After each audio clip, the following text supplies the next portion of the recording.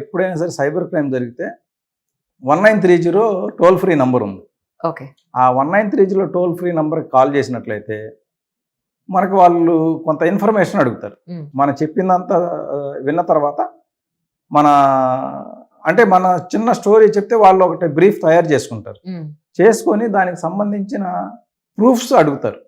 ఎందుకంటే ఒక bank transaction జరిగింది, ఆ బ్యాంక్ ట్రాన్సాక్షన్ నిజంగా జరిగిందా లేదా అనేది ప్రూఫ్ లేకుండా వాళ్ళు ఇప్పుడు నేను చెప్పాను పలానా అకౌంట్లోకి పోయింది డబ్బులు, ఇది ఫ్రాడ్లెంట్ ట్రాన్సాక్షన్ అని, దానికి ప్రూఫ్ లేకుండా అవతల యొక్క వ్యక్తిది ఫ్రీజ్ చేస్తే తర్వాత వాళ్ళకి ఇబ్బంది అవుతుంది.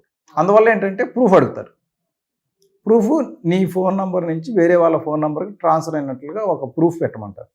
అంటే మనకి అప్పుడు ఈ గూగుల్ పే కానీ ఫోన్పేలో చేసినవి కానీ లేదంటే మనీ డైరెక్ట్ అకౌంట్కి ట్రాన్స్ఫర్ చేసినా కూడా ఆ ట్రాన్సాక్షన్ ఐడి వచ్చేటట్లుగా ఒక స్క్రీన్ షాట్ తీసి అది అప్లోడ్ చేయాలి.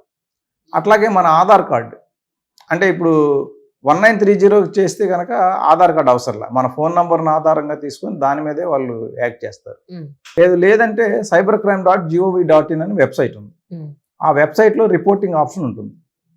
మనం డైరెక్ట్గా cybercrime.gov.in ఓపెన్ చేసుకొని ఆ రిపోర్టింగ్ ఆప్షన్లో రిపోర్ట్ ఏ సైబర్ క్రైమ్ అని ఉంటుంది. అది క్లిక్ చేస్తే మనకి మన డీటెయిల్స్ అడుగుతారు కొంత. ఆ డీటెయిల్స్ అన్నీ ఇచ్చిన తర్వాత మనమే డైరెక్ట్గా ఆ ట్రాన్సాక్షన్ ఐడీస్ అవన్నీ ఫిల్ చేసి మనమే కంప్లైంట్ రిజిస్టర్ చేసుకోవచ్చు. దాంట్లో ఏంటంటే రిజిస్టర్ చేసినట్లయితే దాంట్లో ఆల్ బ్యాంక్స్కి సంబంధించిన నోడల్ ఆఫీసర్స్ ఉంటారు. ఇప్పుడు ఫర్ ఎగ్జాంపుల్ నాది SBI బ్యాంక్ అకౌంట్, నా అకౌంట్లో నుంచి యాక్సిస్ బ్యాంక్కి డబ్బులు పోయినాయి. ఫస్ట్ నాది అకౌంట్ SBI కాబట్టి SBI నోడల్ ఆఫీసర్కి పోతుంది. SBI నోడల్ ఆఫీసరు దాన్ని చెక్ చేసి ఎక్కడ పోయింది చూస్తాడు. SBIకే పోయి ఉంటే అతనే వెంటనే అవతలకి పోయే బెనిఫిషరీ అకౌంట్ని ఫ్రీజ్ చేస్తాడు. రైట్. లేదు యాక్సిస్ బ్యాంక్కి పోతే యాక్సిస్ బ్యాంక్ నోడల్ ఆఫీసర్ని అలర్ట్ చేస్తాడు. యాక్సిస్ బ్యాంక్ నోడల్ ఆఫీసర్ చూసి అమౌంట్ ఉందా లేదా చెక్ చేస్తాడు. ఇక్కడ నుంచి ఈ SBI నుంచి వచ్చిన అమౌంట్ ఇంకా ఉందా, డ్రా అయిందా, లేకపోతే వేరే దగ్గరికి ట్రాన్స్ఫర్ అయిందా చెక్ చేస్తాడు. ఒకవేళ ఉంటే దాన్ని వెంటనే హోల్డ్ పెడతారు. లేదు అక్కడి నుంచి వేరే అకౌంట్కి ట్రాన్స్ఫర్ అయిపోయి ఉంటే HDFCకి వెళ్ళిపోయింది అనుకోండి, HDFC నోడల్ ఆఫీసర్కి అలర్ట్ చేస్తాడు. ఆయన మళ్ళీ దాన్ని చెక్ చేస్తాడు. ఈ ప్రాసెస్ ఫైనల్గా విత్డ్రా అయ్యే వరకు నడుస్తుంది అనమాట. ఎక్కడ విత్డ్రా అయిపోయింది మనీ అనేది, ఆ మనీ ట్రైల్ అనేది ట్రాక్ చేస్తారు. ట్రాక్ చేసి ఎక్కడ అమౌంట్ ఉంటే అక్కడ హోల్డ్ పెడతారు. కాబట్టి దీంట్లో మనకు వెంటనే రిపోర్ట్ చేస్తే మనీ హోల్డ్ చేసే అవకాశాలు ఎక్కువ ఉంటాయి. కాబట్టి 1930 కాల్ చేయొచ్చు, cybercrime.gov.in డైరెక్ట్గా పోయి మనం రిపోర్ట్ డైరెక్ట్గా మనమే రిపోర్ట్ చేయొచ్చు.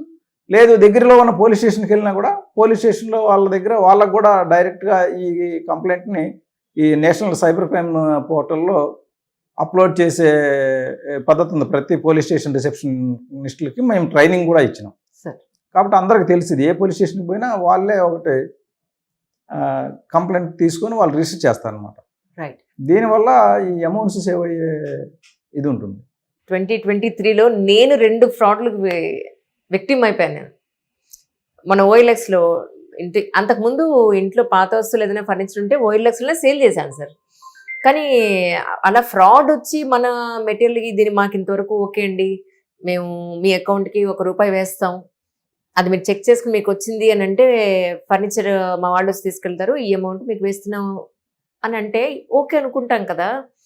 కానీ వాడు చేసింది ఏంటి అని అంటే, ఇప్పుడు ఇండస్ఇండ్ బ్యాంక్ వాళ్ళు ఏం చేస్తారు, మన అకౌంట్ నెంబర్ అది వాళ్ళకి పంపిస్తే దానికి ఒక అకౌంట్ ఇది ఇస్తారు, పిన్ కోడ్తో సహా ఇస్తారు.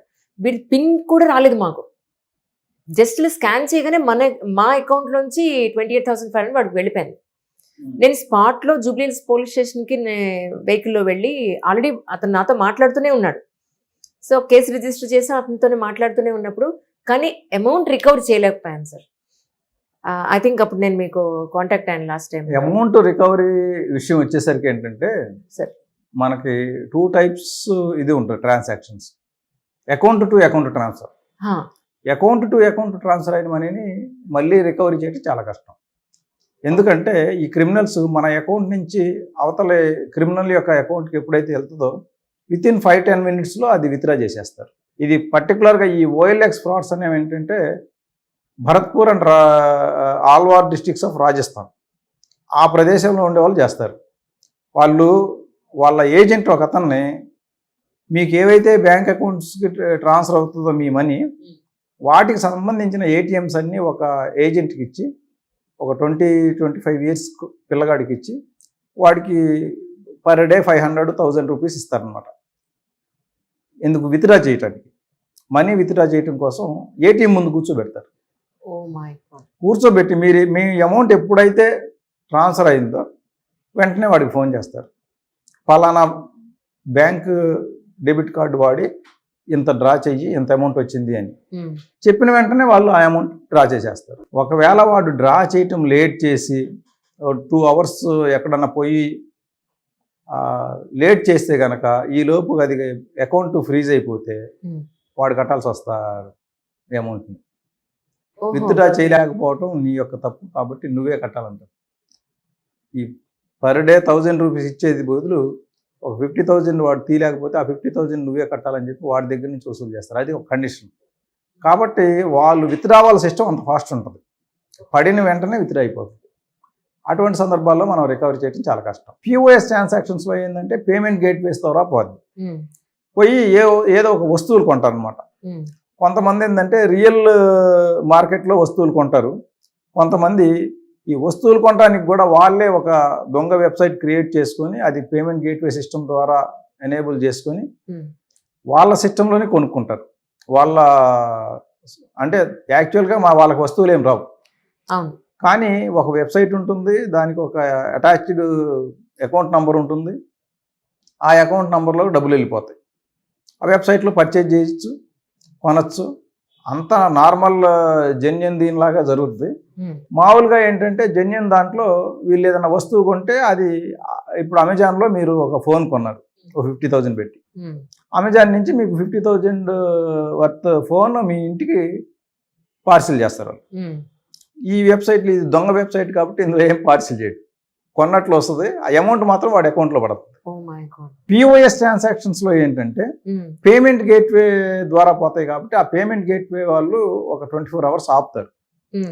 ఆపి అది డెలివరీకి వెళ్ళి డెలివరీ అయ్యింది అన్న తర్వాత అప్పుడు పేమెంట్ రిలీజ్ చేస్తారు. అటువంటి సందర్భాల్లో మనకి ఈ పేమెంట్ గేట్వేస్ ఇన్వాల్వ్ అయిన దగ్గర మాత్రం మన అమౌంట్ రిటర్న్ వచ్చే అవకాశం, వెంటనే మనం రిపోర్ట్ చేసి ఇది ఫ్రాడ్లెంట్ ట్రాన్సాక్షన్ అంటే కనుక వాళ్ళు స్టాప్ చేసి రివర్ట్ చేస్తారు. అది కాబట్టి ఈ అకౌంట్ నుంచి అకౌంట్ ట్రాన్స్ఫర్ చేసిన పక్షంలో మనం ఏం చేయలేం. ఓన్లీ అకౌంట్ను ఫ్రీజ్ చేయించగలుగుతాం. ఆ ఫ్రీజ్ చేసేది కూడా మీరు కంప్లైంట్ చేసి కంప్లైంట్ ఎన్సిఆర్పి పోర్టల్లో పెట్టి ఆ కన్సర్న్ నోడల్ ఆఫీసర్కి మాట్లాడి ఆ నోడల్ ఆఫీసర్ వెంటనే రెస్పాండ్ అయ్యి ఆ అకౌంట్ని ఫ్రీజ్ చేయగలిగే లోపు ఒక 2 అవర్స్ అన్న మినిమం పడుతుంది. ఈ లోపు క్రిమినల్ తీయకుండా ఉంటే అమౌంట్ స్టాప్ చేయగలుగుతాం.